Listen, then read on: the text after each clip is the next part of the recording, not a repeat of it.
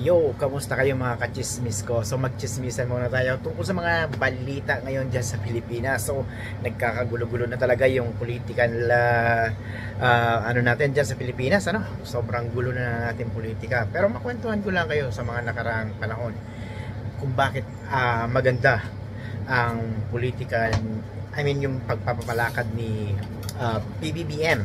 Okay? Una sa lahat, nung maliit pa ako, yung lolo ko ay isang barangay captain sa amin, sa Marinduque, sa Masiga in particular.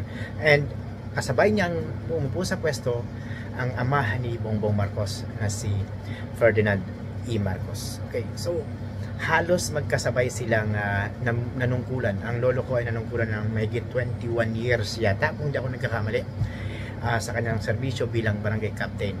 At ganun pa man si Ferdinand Marcos naman yata ay 23 to 25 years na nanungkulan bilang presidente ng Pilipinas. Kung hindi ako nagkakamali. Napakaliit ko pa noon nung mga panahon na yun. So, yung time na yun guys, sagana kami sa probinsya namin.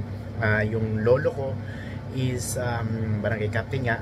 Yung medical supplies namin, nung maliit pa ako, ay nandoon ako lagi akong sinasama ng lolo ko dun sa medical center namin na kung saan kumpleto na mga gamot, ultimong mga contraceptives ay kumpleto.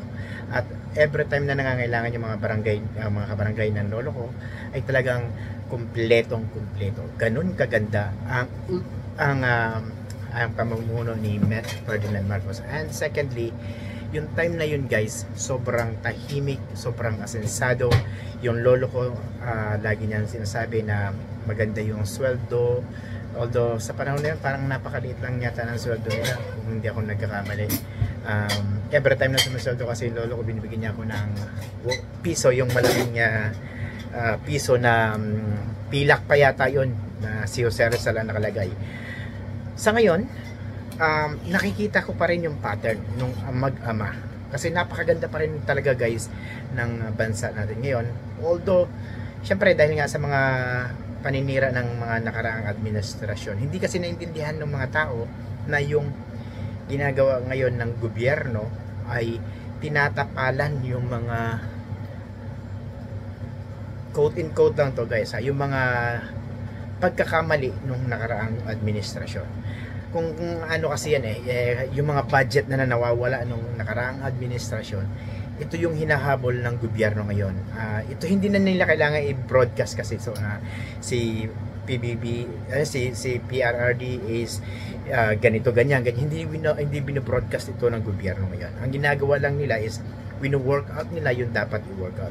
Silently, quietly, hindi nila sinasabi na dahil kay ganito, ganyan, kaya nahihirapan kami maghabol. So bilang isang pangulo ng bansa, ang trabaho niya ay siguraduhin na yung mga papasok na sa economy natin is mabuboost talaga. Kami na nasa abroad ay nararamdaman namin to bilang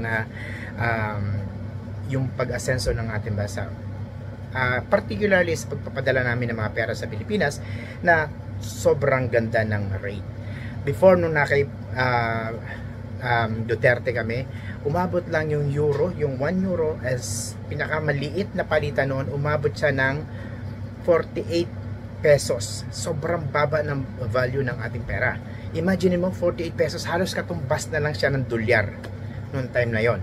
So isipin mo, 2021 yata yon, sobrang baba ng pera natin, as in 48 pesos na lang ang isang euro. Ngayon 63 or 62, naglalaro siya doon sa 62, 63. So napakaganda ng economy natin guys. So kung kayo ay hindi nyo naintindihan yung economy natin, kung bakit akala nyo kasi pangit, tahimik, wala mga infrastructure na pinapagawa si PBBM, kasi nga guys, ang ginagawa niya is kinakapitalize niya yung funds ng gobyerno.